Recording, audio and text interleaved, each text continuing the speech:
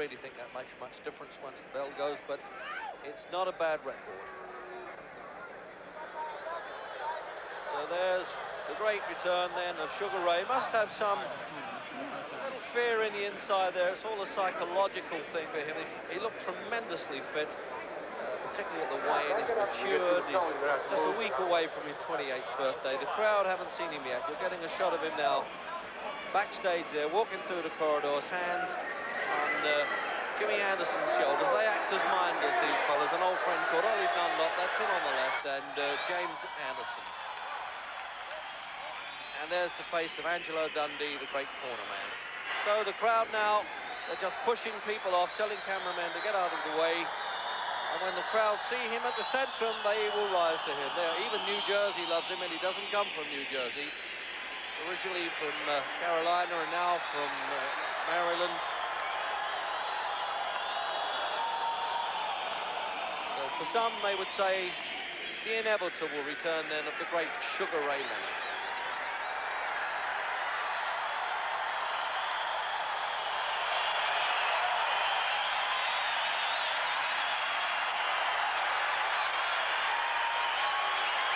The great man. The only loss, of course, was to Roberto Duran, and I've often questioned that decision. I made it very close indeed in Montreal, and then he won the return fight.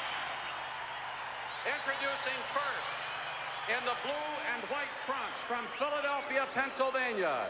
He weighed in at 150 and 1/2 pounds. A record of 20 wins, including 11 KOs, 4 losses and a draw, Kevin Howard. Kevin Howard. Well, a little bit of unfair jeering, really. He deserved that. It's a big chance for that lad. Trunks. He weighed in at 149 pounds. With a record of 32 wins, 23 by KO, 1 loss. From Palmer Park, Maryland, Sugar Ray Leonard. Well, it's true. He's back. Posse of young ladies there carrying the ring cards, all rising. Men scoring and a knockdown. the words Go to then the corner from I the send you referee, to. Don't Richard come back out Flaherty. till I wave you in the center of the ring. You get in close and you're tied up, and I say break. I want you both to stop punching and both of you step back. This is 10 rounds. You come out boxing in each round. Any questions? Fine. Good luck.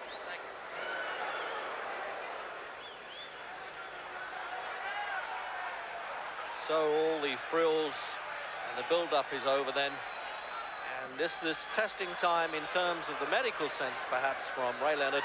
He denies that emphatically. He said, I don't believe the words of the critics. He said, I love the fans for worrying about me, but I've taken the word of my doctors, and I'm going to be okay. And wearing really what's unfamiliar for Leonard, the all-black strip. And I don't think that he's going to mess around with this fellow. He could take him out, he would, but at least Howard has come into the ring with the credential, anyway, of not being knocked over and stopped. And Angelo Dundee told me today that he wanted that kind of opponent who wouldn't go over, as he put it, with the first tap that Leonard lands. But physically, he looked tremendous, Leonard, in training and even at the weigh-in. At this point, it's just sizing each other up and not a punch inside yet.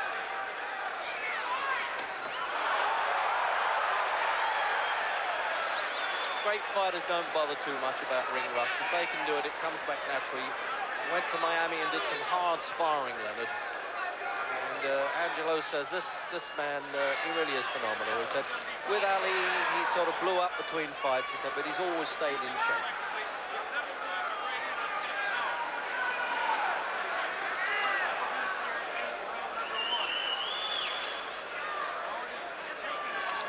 Well, it's already far enough into the first round with a minute to go for Leonard to have shed any little bit of nerves inside. He's a tremendously confident guy, but that long walk from the dressing room to the ring and wondering, in suffered eye injury like that, whether everything is going to be all right. But let's face it, 27 months out, and the way he can get started in the first round and unload his punches, it really looks as though he's never been away. His last fight, Bruce Finch in Reno, which you did see on ITV.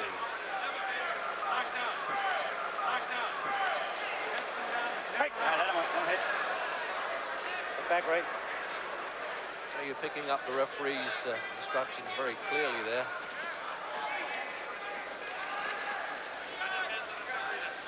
Right. Let him out.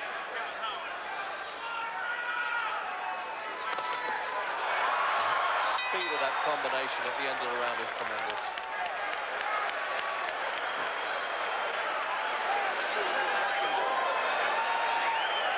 So there's Angelo Dundee sort of calming the man down. This is where the psychology comes to work, and he's the best at that. Okay, you've had the first round, you've got that out of your system. Let's go to work. Let's see how you're looking when you come back. Keep doing it, keep doing it. There you are, he's having a conversation as well. He really is a phenomenal guy. Think about it, okay? Very good. Yeah, it's easier. Take it to him and slide on it. Go right at it and slide, okay? You know what I'm doing? Make it move. Okay.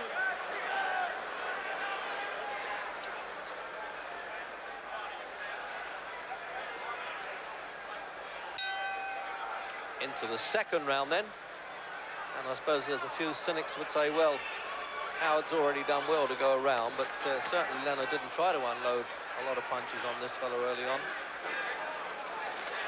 And Leonard actually told me he's got a bit of respect for Howard. He said he's a tough enough character, but he actually turned to Howard during the press conference and said, hey, you're not a bad fighter, but if you stand still, I'll have to knock you out, so you better move, man.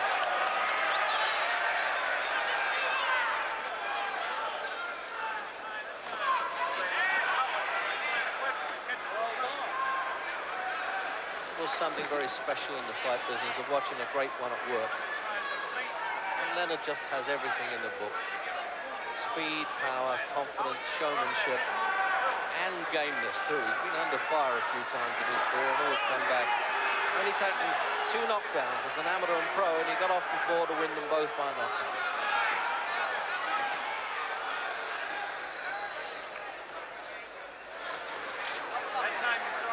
Wearing the so-called thumbless gloves for the first time in a major fight in the States. It's actually fixed to the glove. There's obviously a socket for the thumb, but it isn't a separate entity.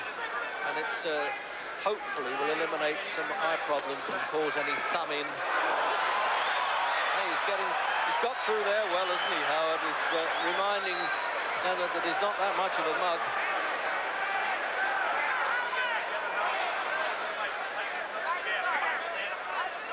Him back a bit to his amateur days, Leonard, when he uses that jab as the rangefinder.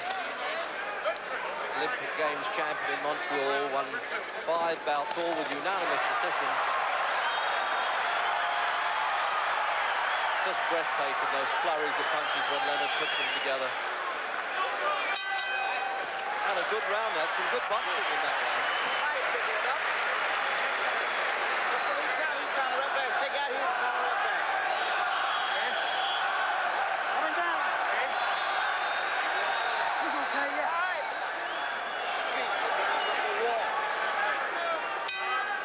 Third round, and Dundee, corner man, insisting then that Leonard slides his way in, picks his shots and nails the man. Well, maybe easier said than done, because there's one thing that Howard has had is a good chin. And I tell you, from what we've seen so far, there's nothing wrong with his heart either.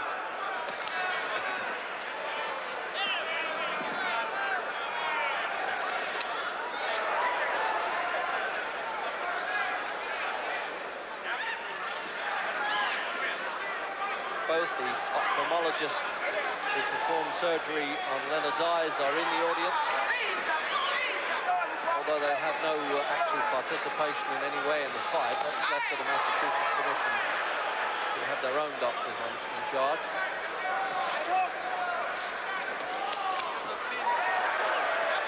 That's what Leonard needs, and for that kind of money, deserves it. But he's putting on a bit of a showboat stuff now, giving you a bit of shuffle. Remember, he did this with Roberto Duran in the second fight. The entertainer at work. And that's all right on the stage, but when you've got a fella in front of you who's trying to rip your head off with a punch, it takes a bit of doing.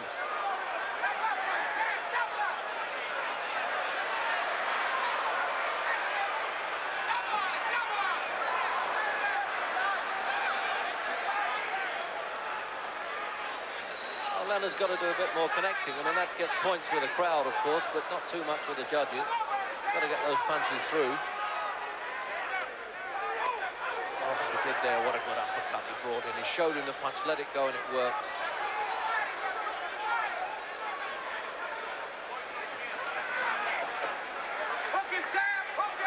Remember, he held 2 world championships at separate weights.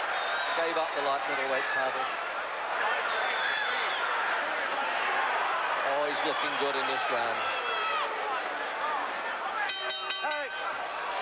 All right. Hey, what do you know about this? The staring treatment and that almost like a Rocky film top shot there at the end of that round.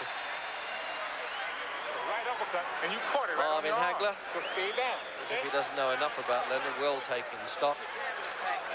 Steady, And if steady. Leonard fought him, he'd have to give him slide on 6, him, 8, everything. even 10 Show pounds him. away. Show him how far back you are, baby. Any of things. Round 4, scheduled for 10. And of course a non-title fight, because the welterweight championships is split between Donald Curry and Milton McCrory.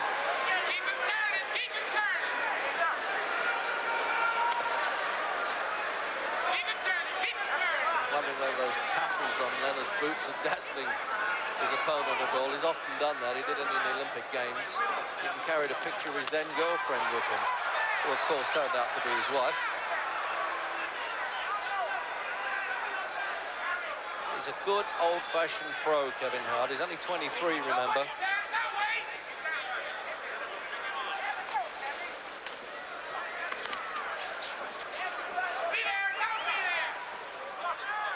Howard was saying before the fight that this is the chance you have once in a lifetime. You don't back off from it. And for $125,000, that's not a bad payday. He doesn't mind playing second best, even in the money stakes, because he could make a name for himself. Even by giving Leonard just a good fight's enough, winning would seem almost unbelievable.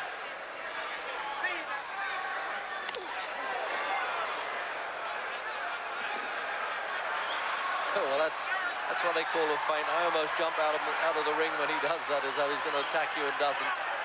It's a bit flashy, but he gets away with it.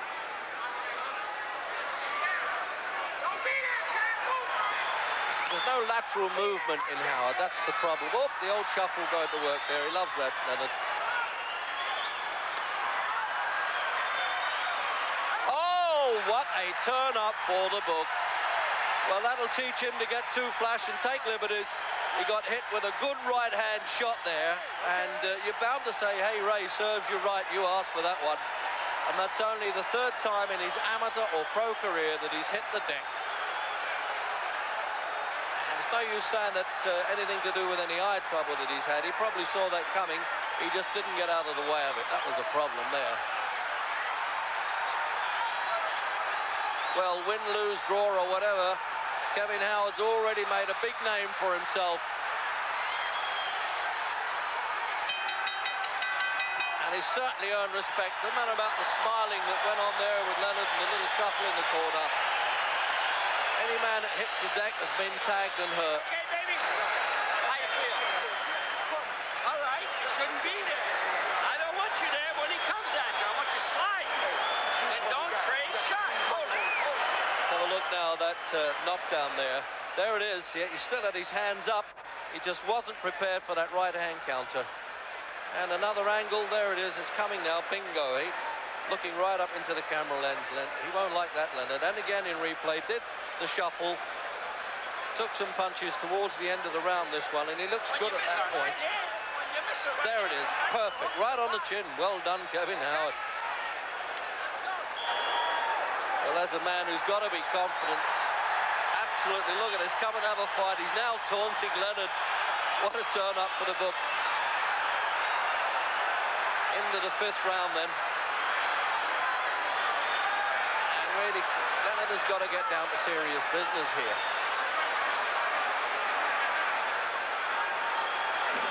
Bit of an understatement when trainer Angelo Dundee said, I didn't want you there. When he hit the deck, he was right, because he stood right in front of him. He stood square, and it was easy to be caught with the right hand. Even at this point, Howard has obviously the respect Leonard. He can't wade in recklessly because he'll get tagged, and he knows it. 25 fights, he's learned his trade well. And I'm always saying I've never seen a bad fighter come out of Philadelphia anyway.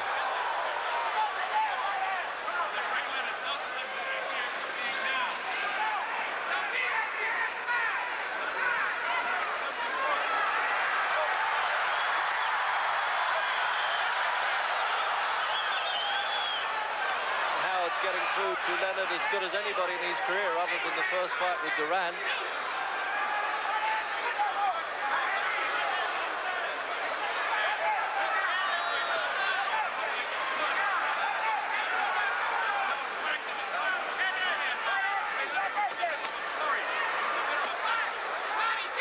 Some good body punches coming in there.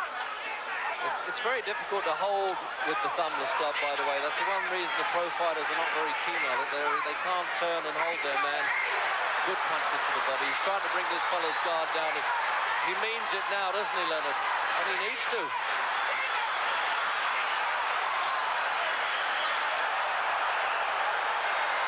I tell you, this fellow really has got a rubber chin. It bounces off those punches, Howard.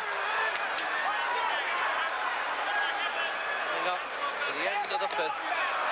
Bring him up. As close as we are to the ringside here, I can promise you those punches are really sinking in. Almost a round of body attacking. And Mr. Howard saying, is that the best you can do, presumably? But I wouldn't have liked to take those shots around the body anyway. Come on, Ray. So there's a look then again at the thumbless glove. It's attached to the glove itself. So they can't open it and use it any holding at all. They can't use it to do any thumbing around the eyes, which I quite agree with it, but a lot of the professionals are not happy with the glove. Make him lean. You lean and you jump on. Stay down. Go to work. Get up, right? So the wash and brush up treatment for Leonard, and he needs it because this fellow here has become a bit of a hero, hasn't he? From obscurity to top stuff. 8th round. Scheduled for 10.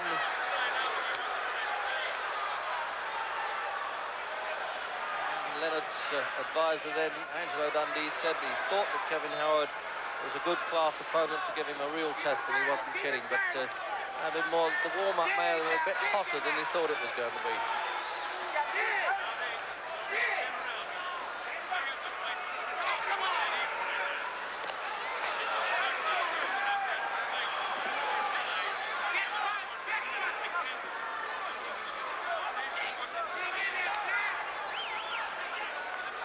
Punches have been solid all the way through, but they certainly looked heavier to me, just a few feet from the ringside in that last round, and again at the start of this.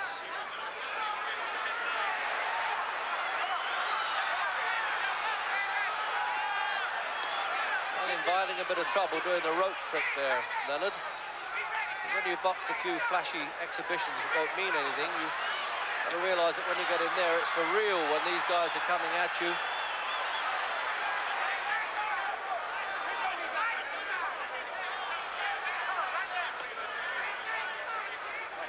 Bring him up. Swifter punching always coming from Leonard, puts him ahead. But the judging is certainly going to be kind, I would think, to Howard, because he's done his share of punching.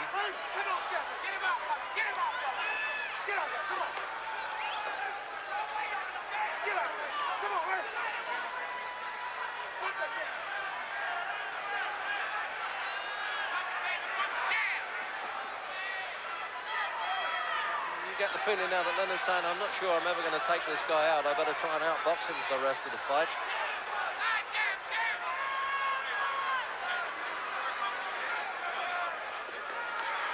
So a minute to go then in the 8th.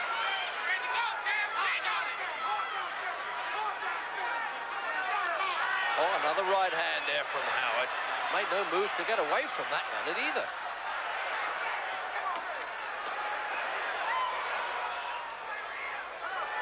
I'm amazed the way Leonard's allowing himself to stay on the ropes. I know that he knows what he's doing, but I'm not sure I like that with him. 20 seconds coming up for this round. What's left?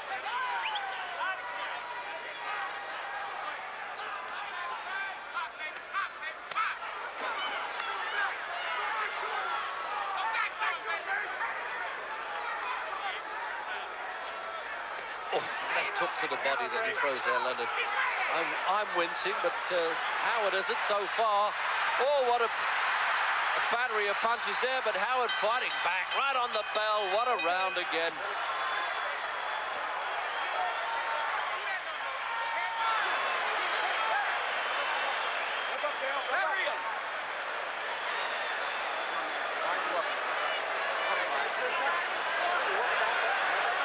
There you are, some replay then and around there. This is good stuff coming in from Leonard. He's unloading a lot of punches there. But most of the time, Howard has been able to fight back. And there you see it again. Right. Good, okay. Let's go to work. So no damage at all around the eyes there of Leonard. Come on, paint this guy out of his jockstrap. Let's go.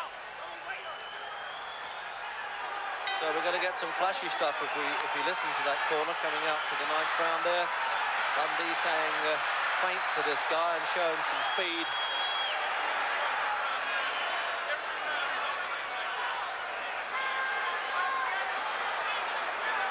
A little bit of a swelling around Ray Leonard's eye.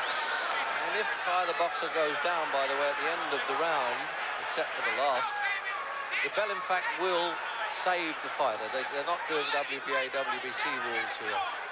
He would not be counted out once the bell sounds for the end of the round if he was still on the deck.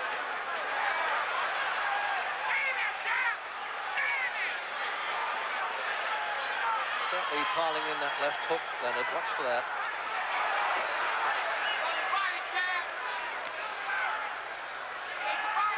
Really takes some subduing there, doesn't he, Howard? Soaking up the punches, coming back.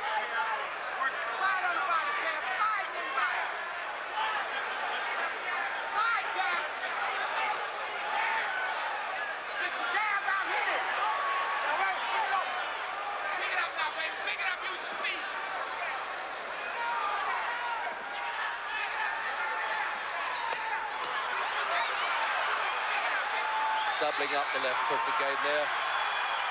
Pleading with Leonard from the corner. Come on, pick the speed up, use it. But he's finding it a little bit difficult. This, as I say, when you've been out of the ring and on the operating table, it isn't easy. This is the toughest game of them all. Make no mistake about that.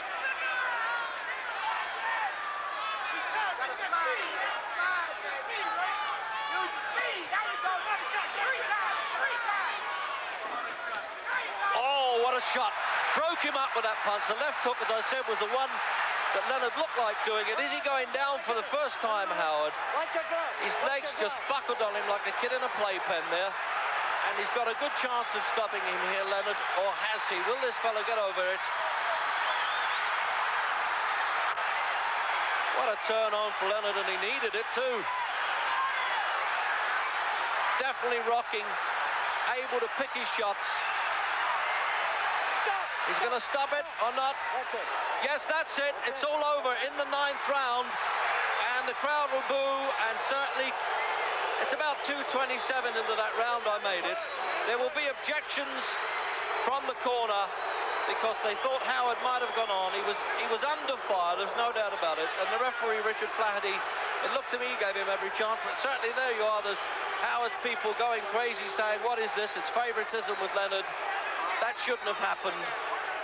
So let's go over then to my colleague Larry Merchant, who will be talking to Leonard. Do you feel that the referee perhaps anticipated a knockdown and that he could have waited, given the fact that Howard had fought so courageously and well, and that he was still upright? Well, I guess it's in the judgment of the referee himself to maintain safety. Quite naturally, Kevin Howard has always been, well, put in trouble in the early rounds and has come back very strong.